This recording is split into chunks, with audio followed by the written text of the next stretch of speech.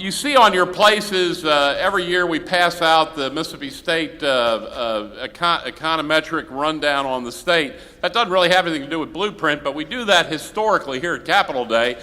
It's just an example of a partnership that we have developed with our institutions of higher learning. A significant partnership that is really helping put Mississippi in the place of greatest opportunity and enable us to go to that next level. As part of that, we connected in with Dr. Hank Bounds to chair this Blueprint Mississippi effort. Now, what you see at your place is a little document that many of you have seen.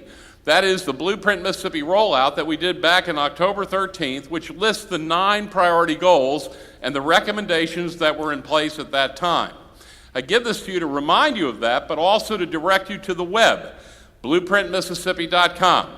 Today, the entire study, 146 pages long, filled with information that will make you proud to be a Mississippian, will let you see that Mississippi is indeed in the place ready to go to the next level and already is exceeding in many of the metrics when it comes to our economy.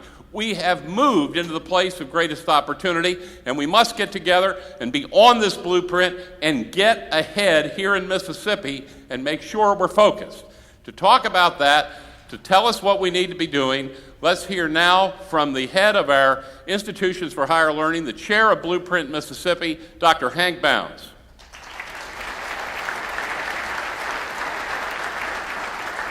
Well, good morning. Blake came to my office, 13, 14 months ago and said, I have an idea but first that I want to share with you. But first I want to share some data with you. And he showed me a study that he had recently completed, and one of the data points there just sort of really jumped off the page at me, and it was this message or this perception among both Mississippians in general and Mississippi's business leaders that our children are going to have to leave this state in order to find a good paying job. A majority of Mississippians in general and Mississippi business leaders believed that our children will have to leave the state to get a good paying job. Well, as a parent of young children, obviously that was quite bothersome to me. So Blake led with that, and then he said, I've got an idea, an opportunity for you. The business community, business leadership would like for you to chair Blueprint Mississippi, and this is what it is. And this is our opportunity to change our state. And so, Blake knew that I had small children, and when he showed me that information and then said, will you lead this, he knew that I couldn't say no. And so, Blake, pretty good salesman there.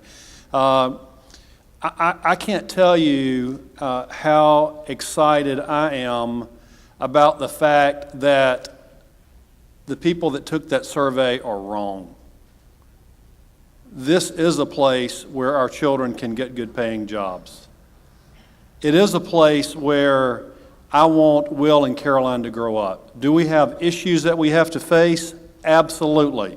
Do we have lots of challenges ahead of us? Absolutely. But folks, this is the plan to attack those issues. If you were a part of the steering committee or any of the committees that worked on this over the past 12 months or so, would you please stand and let us recognize you? On any committee, just please stand for a moment. Thank you for your good work. Folks, literally thousands of Mississippians were involved. Thousands of Mississippians. I said this morning that this process wasn't about 3 or 4 people sitting around a table thinking about what Mississippi should look like. Lots of input. Alice Clark, Vice President of Research at the University of Mississippi, led an effort of lots of researchers at all 4 of our research institutions in the state to pull together a really dynamic research process. All of the work, all of the proposals here are backed by sound research. And so, really exciting. Let's go to the next slide. One of the other things that I want to point out is that Mississippi's business community gets it. You absolutely get it.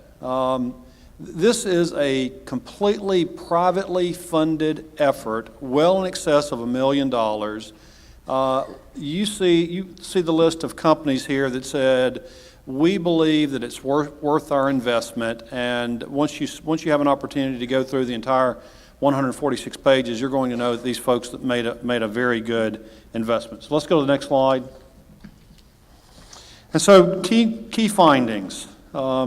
As has been said already, Mississippi is absolutely moving from a low skills, low wage state to a middle and high skill and middle and high wage state.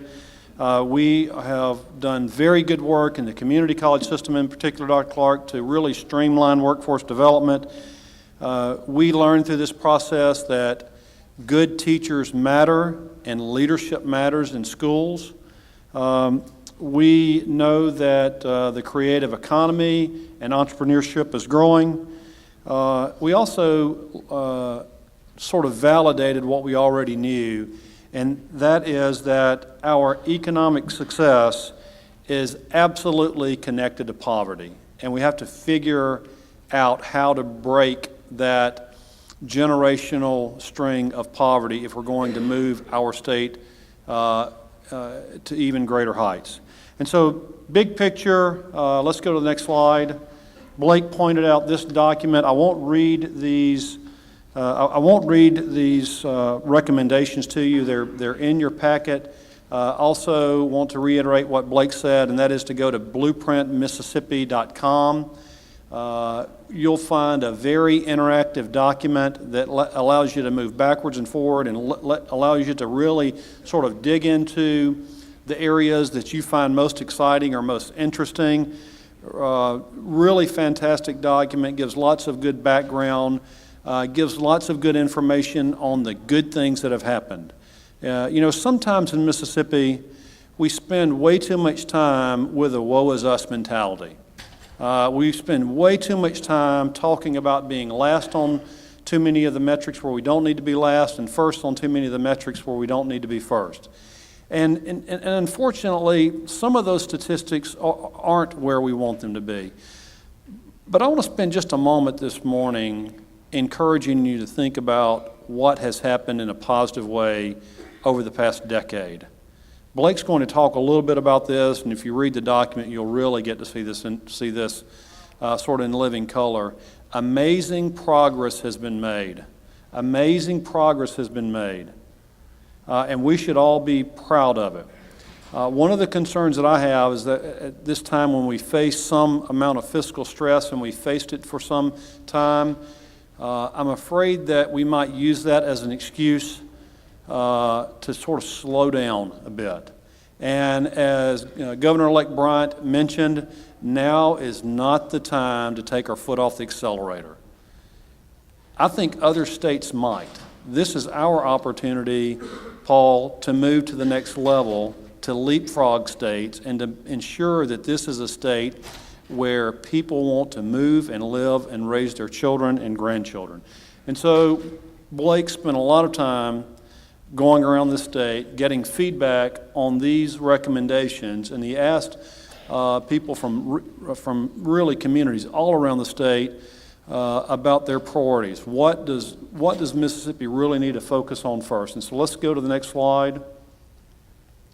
So this slide, so what Blake did was ask individuals to put in rank order 1, 2, 3, and then through a statistical model, it weighted each of those. And I just want you to see what Mississippians are thinking is important. And so 24.2% placed educational achievement as number 1, workforce it's at 16.4, and then economy is 15.8.